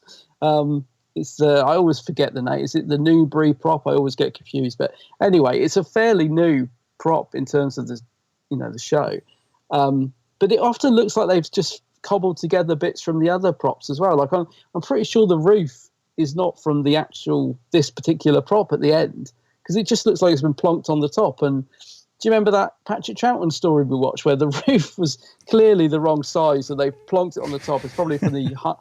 So it seems to me that they just, when they get the TARDIS out of storage, they just grab a couple of those blue doors. They might not be from the right box, but grab them, grab that roof, get that light. They just seem to throw the TARDIS prop together from any bits they've got to hand. It's because if you look at survival as well, like you've got two sort of front doors, if that makes sense. But although one of them hasn't got the writing on the panel, you can see the little handle, and you're thinking, so that's the back of the TARDIS, but it's got a little door handle. So that's like from another prop, and it just the more you notice it, like you'll notice it a lot over the years. It just seems like the TARDIS prop is just cobbled together from every prop that they've got their hands, to hand. But yeah, it does. It's starting to look a bit bad in this. Yeah. What about old Dudders? Well, yeah. I've been disappointed, with old Dudders music throughout this series, We just had like the odd little bit here and there in each story. There's been no sort of strong themes that have popped up throughout each one, and almost like, well, to the point where it's might as well not have had any. They might as well have just got some incidental music and played that in the background. There's been like the odd little bit, like the Stones of Blood had a few bits in it. Yeah. I mean, I love Dudley's music. I really do. But I agree. Nothing special from him in this season particularly, or this story even. Yeah. There was a couple of bits where he could have gone to town as well, like the bit where K9's on the conveyor belt on the way to the furnace. The bit where, when the time loop is stretching and stretching, and then the segments of the key have got like smoke coming out of it, and there's like a few like suspenseful bits where there was, I'm guessing, meant to be a bit of a build up. They could have had some cool music there, and even the cliffhangers don't have much to them. I mean, I also noticed that the cliffhangers change as well. So like when you get the reprise, so there isn't much music to sort of dramatize them. So that's, I agree with you, missing. And then you'll get like a scene of the Romana turning and going, "Doctor," at the end of one episode, but in the reprise she doesn't do it. She just turns and carries on the scene. I'm thinking, what happened there? There's a lot that's done for dramatic effect in the cliffhangers, which is left out in the reprises. Like they don't sort of match up, a lot of them. Mm-hmm. But I think the other thing that's missing is the music. Yeah, it doesn't really emphasize any of the stuff that's happening in the cliffhangers, which is shame. Yep. Yeah. Right, what else we got? What's on the notes here? So we look at my notes. Cliffhanger's different. Yeah, not a lot else actually. Yeah, the other thing I've got is obviously Lala Ward's performance as Astra. I liked it. I did quite like her as Astra. Yeah, she is kind of cool. It's she plays that sort of in and out of, because just like the Marshal, she's been controlled. Yeah, and it's cool, that switch between her. There's a bit when they're in the TARDIS and the Doctor kind of knows what's going on. Like she goes to this bit where she's daydreaming, and then she goes back to normal, and then she's daydreaming, and you can see the Doctor kind of leaning in quite a bit, and he's examining her and sort of studying how she's talking and stuff. And so that's kind of cool, that bit. And so not a bad performance from her, really. Obviously, she evolves, and she gets much better as she becomes Romana too, later on in Tom's era and stuff. But in this one, she's not too bad. Yeah, it was quite nice to see her playing another part, actually. as I said, it does make it quite interesting when she comes into. It made me want to watch the next one. Actually, it was just to sort of see the transition. But yeah, it was a decent performance from Lala, I thought. My only other notes was one thing I really did like was that question first. So before I say what I liked, question: what did you think about? So they've spent all this time gathering the parts of the key, and then they just throw them into space. It does feel a bit like, right, okay. My thoughts on that are, I suppose I don't know what else they could have done with them, because it does feel a bit like, oh, is that it? So you've gone through all of that just to throw them away? So, but then I'm thinking, what else could they have done? But what are your thoughts on it? And this will lead me to what I liked about it in a second. But what did you think about the sort of whole just throwing it out the window kind of thing? In a way, for me, I kind of like that. I know it does have it does have an aspect of, well, we've spent God knows how many hours across this series to track it all down. But in a way, I kind of like it because it feeds into the very first conversation that the Doctor and the Guardian, unbeknownst to us at the time, the Black Guardian has. So the Doctor is very reluctant. He's like, I don't want to do this. I don't want to do it. I don't want to get involved in all this. And the Guardian's like, nope, you will do it. And he goes back in the TARDIS and he has to deal with his new companion and stuff. So it kind of, the whole thing comes full circle for me at the end. The Doctor's like, well, I didn't want to get it anyway. I didn't want to get involved in all this anyway. So, beep to it all, just dispersed a lot. So yes, it does have a little bit of like, is that it after all of the time we've put in? It's just going to be scattered around the universe. But I kind of like it in a way though. Yeah, I feel the same. I was disappointed when I first watched it because I thought, well, what was the point of that? But then I agree. Watching it again, I'm thinking, yeah, there isn't really any other way they could have got around it because they can't keep him, be all powerful then. So yeah, they kind of had to do that. But it does lead onto something I did like, which was the Doctor then fits a randomizer to the TARDIS so that the Black Guardian could never follow him and all this sort of stuff. And I thought, it's a lovely idea that. So she says, well, where are we going next? He's like, who knows? It gives back the unpredictability and the TARDIS being uncontrollable and the fact that they can't just go wherever they want. And I think, this is something that changes a lot, doesn't it, from story to story. Sometimes the Doctor can, if he needs to land the TARDIS at an exact point, he can do it. Other times he can't. And I think it's a bit inconsistent. But I like this idea that it's just the TARDIS there's a little less control when they could go anywhere, they could land anywhere. So I thought that was a nice idea. But, but I think in the modern series particularly, the Doctors can pretty much control it and land wherever it needs to be sort of thing. Yeah. And it does take away a bit of that sort of fun, bit of, unpredictability, I think. But it's whatever the story demands really, isn't it? Indeedy. Yeah. I know that we've seen the Black Guardian pop up, obviously, further on in Davison's era. Yeah, that's right. I think, don't we have a trilogy of stories, the Black Guardian trilogy, in fact? Yeah, that's right. Yeah, Mordred Undead and Terminus and whatever the other one is. Yeah. Yeah, but it would be cool to see the Guardian again. Would to see him somehow come back. It's a good character. Cool. Yeah, it's a good character. Because he has the potential to really throw some problems in the he's quite a powerful character in the world of Doctor Who, so it'd be good to not default to, we haven't seen a really powerful villain or monster in a while, let's just default to the Master. It would be cool to throw the Guardian in at some point, have him come back. Yeah, I agree. I haven't really got anything else, apart from I did put a question on my notes, so there's a bit where a missile's aiming at the TARDIS, and they dematerialise a split second before the missile hits. But I'm thinking, so what does the missile hit then? It's like, if it didn't hit the TARDIS, it just randomly blows up, but that didn't make sense to me. Because your mate, the one that Shap, he's like, well, I think it disappeared just before the missile hit. I think I saw, and I'm like, well, if it did, what did it hit?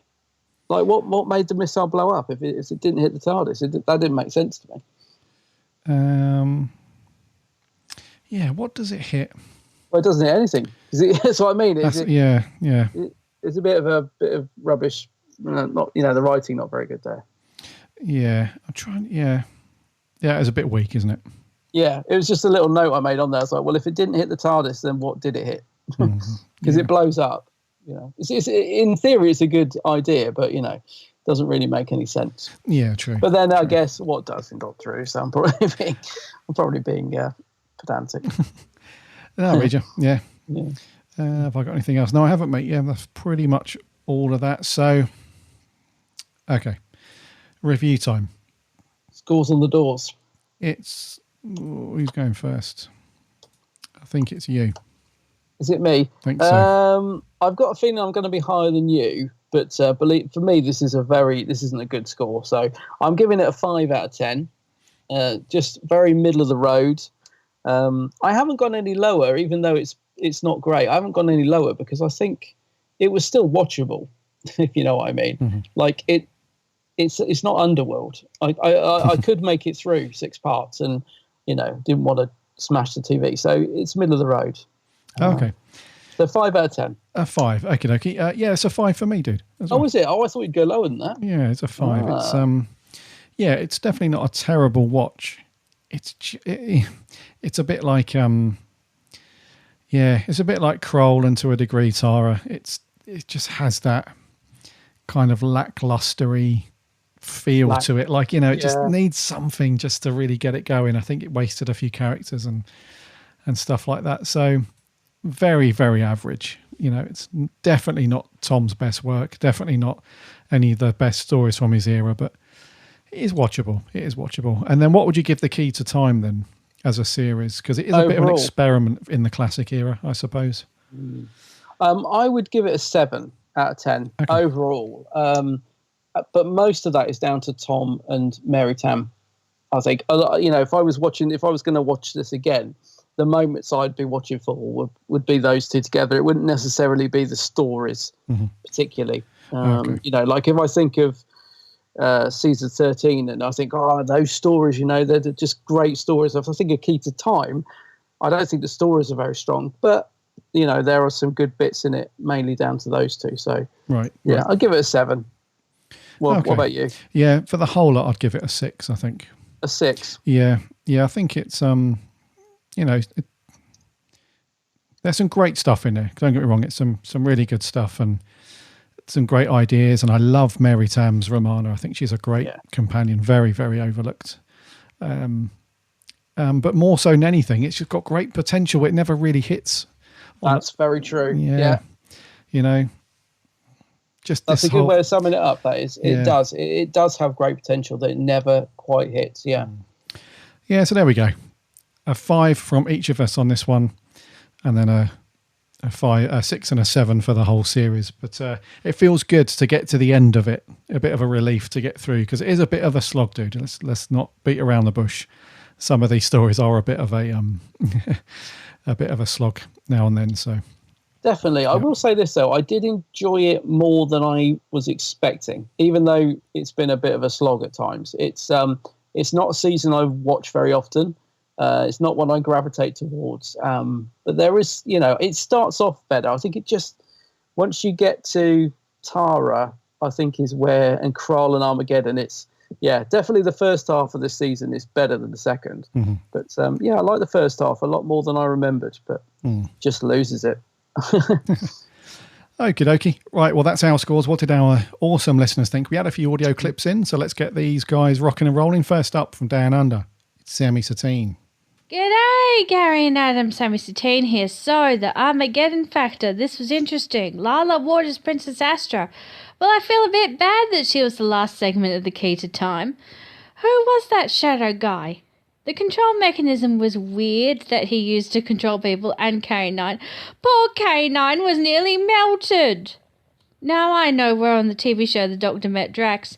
He's in Big Finish with Tom, and I always wondered. Also, apparently the Doctor is called Theta Sigma. That Black Guardian isn't very nice. What was controlling the Marshal? I didn't quite get that bit. Or the mirror. I give it 6 Princess Astras out of 10. Stay safe, stay healthy, keep washing those hands, wear a mask, etc. See ya. See ya. Yeah, there was a few bits, weren't there? Like the mirror. I didn't get some of those bits. Yeah. Problem is, I didn't care enough to worry. I was thinking, well, they'll get explained later, and they didn't. And I thought, I'm not really bothered. Yeah, and Sammy mentioned Theta Sigma. We supposedly got told the Doctor's real name, didn't we, at the time? Everyone thought it was his real name. But I think it's come to light since then that that's actually the Doctor's nickname. It's not his real name. So I think in the Happiness Patrol, they kind of debunk that that's his real name. It's just his nickname. Oh, right, is it? Oh, that's a shame. Yeah. I just like the fact it was thrown in there. And, could be anything. Theta, all right, mate. What, Theta? Theta Sigma. Right. Thank you very much, Sammy. Much appreciated as always. Moving on. Is it Tom or is it Seb? Let's find out. Hello, Gary and Adam. So, we have finally reached the final segment in the queue to time, the Armageddon Factor. It is quite sad knowing that I won't be returning to my Doctor voice anymore. And no, I'm not going to try and attempt the other Doctors because, quite frankly, I would struggle and make a fool of myself. But anyway, the Armageddon Factor, what did I think? Oh, I hate to say it, but I absolutely despise this story. Everything about it is quite bad, to be honest. I'm pretty sure I fell asleep when I first watched it. It seems quite sad to end on a downer, but 6 parts was just too much for me, I'm afraid. Now, stay safe, and I'll see you around one point. Oh, thank God I can finally get out of that voice. It's probably been killing Seb to do his own voice, to get through 6 parts of doing Tom, but not a fan of it. Yeah, I insist that he does every Doctor that we review now. Now he started it. You started that now, mate. Good luck with Sylve. Yeah. Not a fan, Seb? No, shame. Moving on. This is Mr. Joe Turner. Hi, guys. By the way, the reason why I'm whispering is because I'm recording this quite late, and I have a very busy week this week because it's my GCSE results at the end of the week. So, yeah. Anyway, the Armageddon Factor is a very convoluted story, and it's way too long, and I would think it would probably benefit from being a 4-parter. The shadow in his mutts had a really sinister, intimidating design, which added to their threat, especially through the continuous use of black and spider webs. However, it being entirely on set held back, limiting the scale and threat. Also, there was lots of great mystery with regards to the Guardians, but it went nowhere. I love K9 in this story. He had lots of great dialogue and importance for the plot, for both the Doctor and the Shadow. Jax was an interesting character. I found him mentioning he got his lingo from Brixton very, very funny. And the twist with the Guardians was excellent. Overall, I didn't think it was quite good enough as a finale, but okay. As a result, I give this a 6.5 out of 10. Thank you, guys, and hopefully you have a great week. See ya. 6.5, nice one. 6.5, that's not a bad score. Not bad. Not bad at all, yeah. So good luck with your GCSE results, Joe, when you finally get those. Good luck. Best of luck to you, buddy. And thank you for your audio clip, as always. And lastly, this is Mr. Martin Arnold. The fog on the time is all mine. I mean, the key to time is all mine, all mine. So, Doctor, we've recovered the key. What are you going to do with it? Well, Romana, I thought I might resurrect Christopher Eccleston's career and bring him back to Big Finish. That's a great idea. Then what are you going to do? I'm going to disassemble the key and throw it all the way back through space and time, thus completely negating the entire storyline of this bizarre, slightly tedious plot. Look how that worked out. Overall, the key to time isn't bad. It just drags on, and that's the problem with this episode. It's 2 episodes too many. It starts off quite promisingly, quite dark with the whole Marshall and the war and this obsession that he has, and there's clearly something going on. Then it all takes a trip into techno-babble land. K9 goes a bit weird. The Shadow isn't a very engaging villain. And then it ends. I thought Astra was an interesting plot twist. Overall, 7 out of 10. Just don't tell the Black Guardian. Bye. That's so funny. Very well summed up, actually. Very well summed. I love that. And we'll just get rid of the key at the end, thus negating the entire plot point for the story. Oh, Martin. So what was Martin giving it? A 7. Yeah. 7, yeah. Quite generous, actually. I was going to say, yeah, not too bad. Okay, so not terrible scores from the audio review dudes. Thank you very much, guys, for sending in your clips, as always. We had a few over on the socials. Over on Twitter, Rick Moran from the Dwas says, story-wise, it's a bit of a mess. It's not the ridiculous and embarrassing mess that Stephen Moffat brought to the Matt Smith era, but it's not good. This is a story with a ridiculous amount of padding. Some examples of this are the time loop introduced in episode 4 and the shrink ray from episode 5, which just served to extend the story by a few more episodes. Production values also add to the feeling of the serial being a bit meh. It's mostly an ugly serial with sets that are very basic and don't have atmosphere or drama to cover for it. In short, it's dull, dull, dull. I give this a 2 out of 10, and that's only for Tom and Mary. Blimey. Savage from Rick. Savage. Yeah, 2 out of 10, crikey. Lost on Gallifrey podcast says, it's like staring at the silence. 10 minutes after you've watched it, you won't remember a thing that's happened. I love the key really to time. true, actually. I love the key to time, but this final story is a cheap, boring shame. 3 out of 10. Crikey Moses. Millie Mackenzie, it's a bit of a muddle. K9 was great and Shap was funny. The rest is a bit meh. 5 out of 10. Dan Pinn just starts off his tweet with a bunch of Zs or Zs. Yeah, we're in the UK, aren't we? Zs, yeah. Good grief, it's dull. Definitely saved the worst till last. What should be a blockbuster that's epic in scale to conclude the season turns out to be a right snorefest with no budget, a real shame. I enjoy watching the Key to Time season, however, I always skip this one. What's good? Tom and Mary are great together once again. I enjoy the character of Drax, a Cockney Time Lord. A bit of fun. The actor that plays Shap, feel like he should be in a Carry On film. So bad, he's good. Sorry, I can't be any more positive. A 4 out of 10. You should see him in Blake 7, Dan. He would fit right in a Carry On film.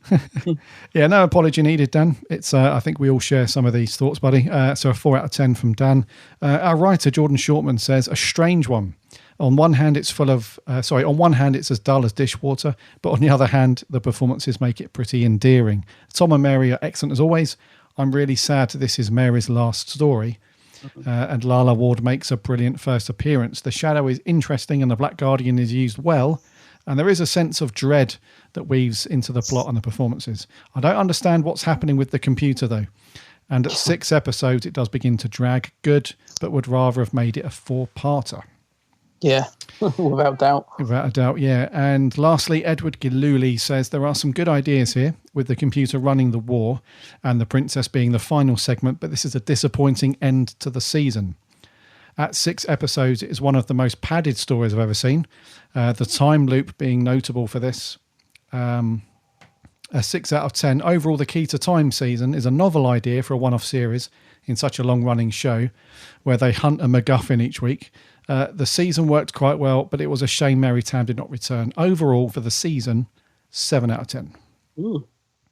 Not too bad. And then over on Facebook, we had just a few over there. When I find it. Charlie Turner says, not horrible, but doesn't work. Also, at the end, why doesn't the Doctor give the Key to Time to the real White Guardian, who I'm presuming would keep it away from the Black Guardian safe and sound? Yeah, Charlie, I think that's because there is no White Guardian. I think it was just the Black Guardian pretending to be the White Guardian. So it says, overall, the Armageddon Factor gets a 5. A definition of a mixed bag of a season as a whole for me. Thank you very much, Charlie. Alex Goddard says, incredibly underrated. Love the length, dark mystery vibe, and the Doctor doing the unthinkable of letting the Key to Time go. And it's reminded me of every series arc becoming void, but generally a really good story. Okay. Oh, okay. Good. Jeff Waddle says, most 6-part stories are good. Most 6-part stories are good. 4-part stories padded out. This one is 2 average episodes padded out to 6. The Doctor just scattering the Key to Time at the end is a fitting metaphor for the whole season being an experiment that didn't work and just seems to be a waste of time. The Shadow was more threatening when he was the Phantom Flan Flinger in Tiswas. Tiswas. Bloody hell, you're going back a bit now, Jeff. Actually, he's right. The Phantom Flan Flinger. There's definitely a similarity there. Yeah, I love it. Thank you very much, Jeff. And lastly, Toby Coleman says, I enjoyed the story. Tom and Mary were fantastic, especially when dealing with the Key. The side casts were fun, and I loved the design of the Shadow. Bit confused why K9 became evil for a bit, or why there was a third Time Lord Drax in it. Strange seeing Lala Ward not playing Romana, but she was excellent. Loved the last scene with the Black Guardian. 7 out of 10 repeating countdowns. Yes. So a little bit up and downy, I think, with scores. I think for the most part, I think people just feel it's average, nothing special, a bit of a disappointing end, blah, blah, blah. So yeah, I think we're all on the same page for the most part, but it's good to see some love for it, though. It does have its fans, obviously. Yeah, it just doesn't feel climatic enough for the final, does it? I think in some ways, I think even Kroll had a bit more, because, you had the big monster on the rig and the fight. This just feels like, it just limps to the end of the line, doesn't it, this one? Kroll. Shame. Kroll. Get that. Oh, the drum. Okie dokie. Right. The Key to Time can now bugger off. It's done. It's done. I don't know when I'm going to watch that next. I wouldn't watch Armageddon for a long time. But it was good. I would watch in Stones of Blood again, and Pirate Planet I'd watch again. The Pirate was funny. It's a fibula. The Key to Time's done, dude. What we got next week? Yes, let's go forward in time a bit to a Matt Smith story with Cold War. Cold War. Submarines. Cold War. Submarines and Ice Warrior.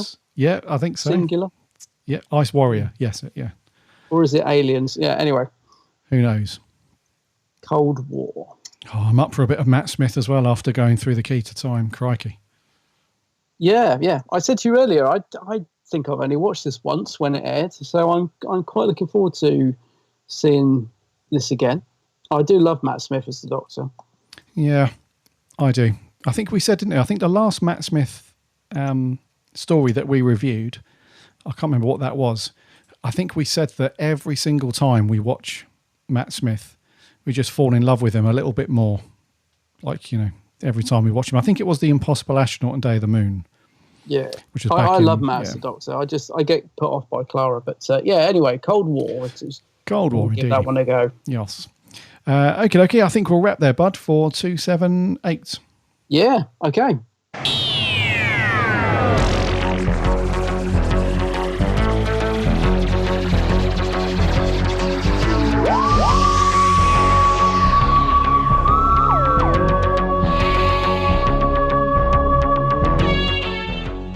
Thank you so much for bearing with us for another week and going through all of the Key to Time series. It's been great to have you all aboard as we went through that series and this week. Thank you so much to all of you that had to sit through some of it, but hopefully you enjoyed most of it. So thank you very much to you all for sending in audio clips and reviews and all that jazz. Next week, as Adam said, we're on to some modern Doctor Who. This is the 11th Doctor story, Cold War. So get your DVDs, your Blu-rays, your Netflix, whatever it is, get that fired up, get it watched, because we'll be asking for your reviews as always. In the meantime, head over to the website bigblueboxpodcast.co.uk. You can listen to all of our episodes on there, plus all of the reviews and articles from our writing team.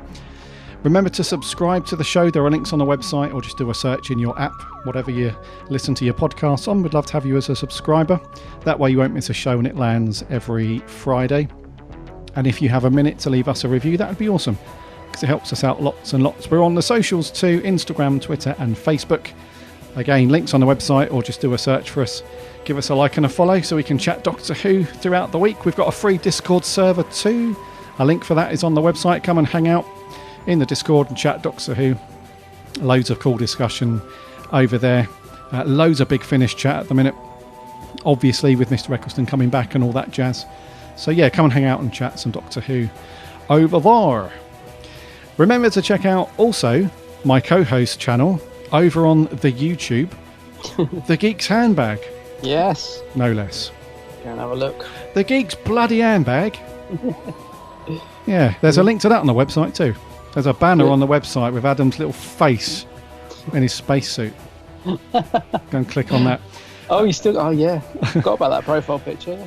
Yeah, in all honesty, there's tons of great videos over on Adam's channel. So go and give him a sub, check out loads of the videos, get yourself comfy and settle in and watch all that stuff. And Adam's on the socials too, under the same name, The Geek's Handbag.